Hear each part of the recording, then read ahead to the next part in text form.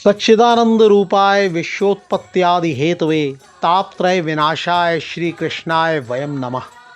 भगवान श्री कृष्ण सत्य, चेतना और परमानंद के मूल हैं, सच्चिदानंद हैं।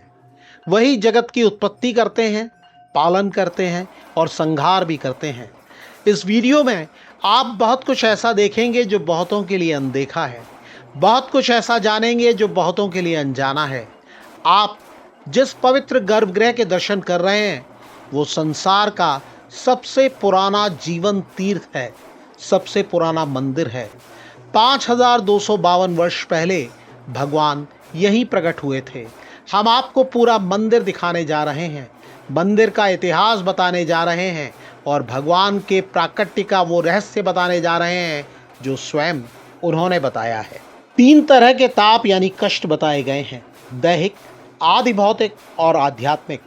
भगवान श्री कृष्ण की कृपा से ये तीनों ताप दूर हो जाते हैं। श्री कृष्ण को हम बार बार प्रणाम करते हैं। कंस का ये कारागार यानी जेल बताता है श्री कृष्ण का जहाँ स्मरण होता है वहाँ सारे बंधन खुल जाते हैं।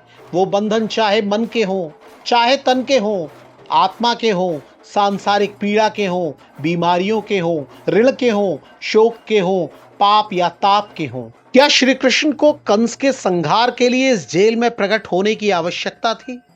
भगवान श्री कृष्ण स्वयं कहते हैं, अव्यक्तम व्यक्तिमापन्नम मन्यते माम बुद्धय परम भावम जानन्तो ममा व्यय मनुत्तमम। सामान्य बुद्धि वाले ये नहीं जानते कि मैं अविनाशी हूँ, मन और इंद्रियों से परे हूँ, सच्चिदानंद घन परमात्मा हूँ। वो समझते हैं कि मैं दूसरे मनुष्यों की तरह जन्म लेता हूँ। नाहम प्रकाशः सर्वस्य योग माया समावृतः मूढ़ोऽयं नाभिजानाति लोको माम जम व्ययम्। श्री कृष्ण भगवान कहते हैं, मैं अपनी योग माया के आवरण में रहता हूँ, सबके लिए प्रत्यक्ष नहीं होता हूँ। इसीलिए अज्ञानी जन मुझ जन्म रहित अविनाशी परमेश्वर को नहीं जानते। वो समझते हैं कि सभी की तरह मैं जन्म लेता हूँ और मर जाता हूँ। यो मामेवं सम्मूढ़ो जानाति पुरुषोत्तमं स सर्वविद भजति माम सर्वभावेन भारत।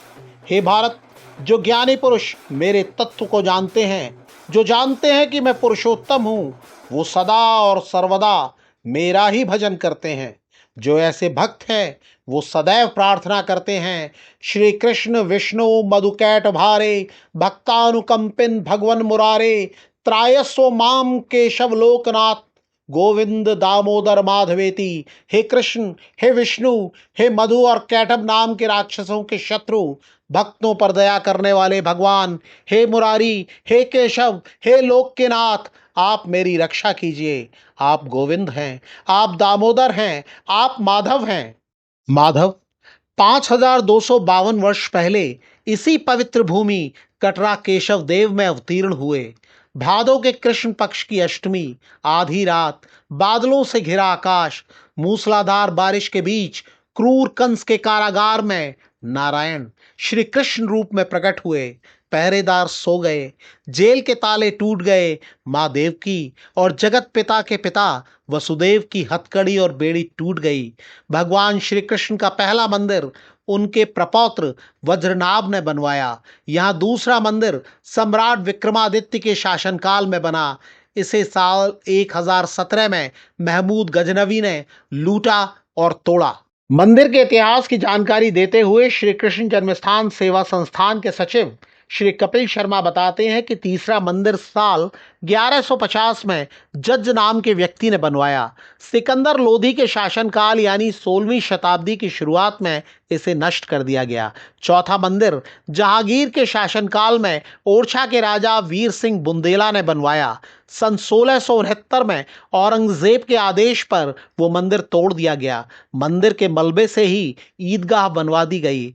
पंडित मदन मोहन मालवीय जी की प्रेरणा और श्री जुगल किशोर बिरला जी की आर्थिक सहायता से जन्मस्थान की जमीन खरीदी गई। श्री कपिल शर्मा बताते हैं कि कंस का ये कारागार खुदाई में निकला, जिसे ज्यों का त्यों संरक्षित कर लिया गया। ये गर्भगृह और सिंहासन करीब 1500 साल पहले बने मंदिर का हिस्सा थे। माना जाता है कि इसी जगह भगवान प्रकट हुए थे। श्री कपिल शर्मा बताते हैं कि ये एकमात्र तीर्थ है जहां ब्रह्म और शक्ति का प्राकट्य एक ही स्थान पर हुआ। भगवान श्री केशव देव जी के भव्य मंदिर का निर्माण सेठ रामकृष्ण डालमिया जी ने कराया।